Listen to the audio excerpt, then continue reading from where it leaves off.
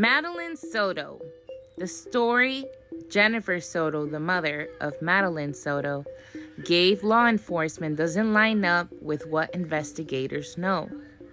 So if you're telling stories in one place and then stories in another place, don't expect people not to accuse you of something or that you're hiding something.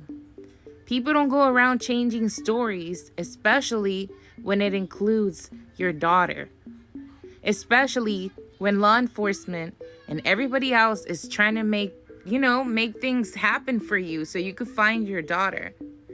So here's Jennifer, giving one story to law enforcement and giving another story to some news station, or news stations everywhere pretty much.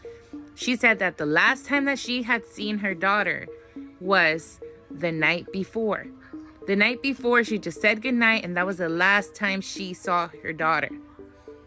Now she changed up the story elsewhere and said that she saw her that morning getting dressed, and she went with her boyfriend to drop off Madeline Soto halfway to school because she wanted to walk the rest of the way to school.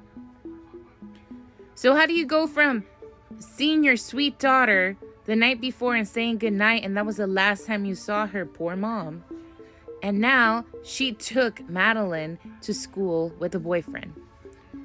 How do you expect people not to think negatively, to think that you did something? And I'm talking allegedly because I'm not about to get sued for something or saying the truth. But here's how it works. And I'm going to show you what the news station had to say in the following clip next to this one. Jennifer Soto told us last week that the last conversation she had with her daughter was about her 13th birthday party the night before Maddie disappeared. I told her goodnight, and yeah, that was it. But according to documents, Sunday night was not the last time Soto saw Maddie. New documents show that Maddie's mom told deputies on February 26th that she saw her daughter getting dressed for school at 8 o'clock that morning, and that her boyfriend then took the teen to school. You know what else is sketchy?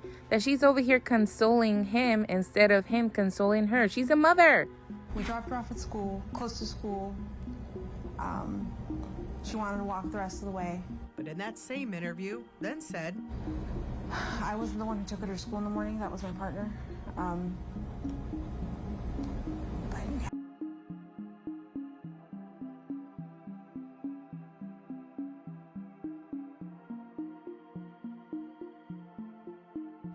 This is the arrest warrant for Stefan.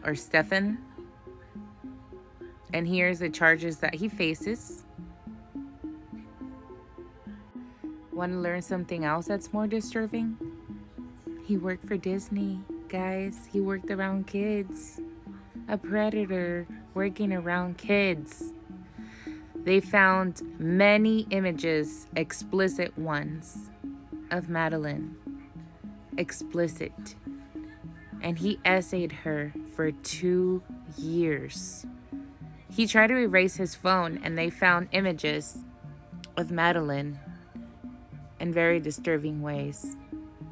And that's why he was arrested initially when they were looking for Madeline. He tried to erase all the evidence, but it looks like his phone backed up somewhere, so they were able to find all the evidence, and that's what the arrest warrant says.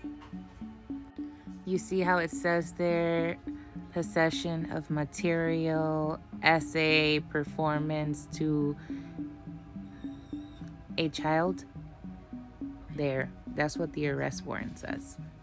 Now, after clarifying all this for you, what do you think? Should we start investigating Jennifer Soto?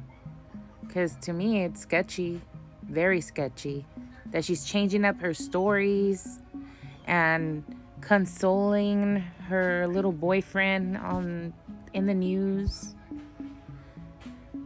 I just can't. I don't know what to think. What do you think? What do you think of this case? Does she seem guilty to you? And Madeline's story, Madeline's case, is also to put emphasis into being careful of who you bring into your child's life, who you bring into your life, getting to know people, searching them up, and really looking into people before bringing your kids into their life as well. Don't let Madeline's case go into vain. Don't let Madeline's case just be forgotten, but to remember. Let this be one of those lessons that you learn, to be careful who you bring into your life, who you bring into your kids' lives.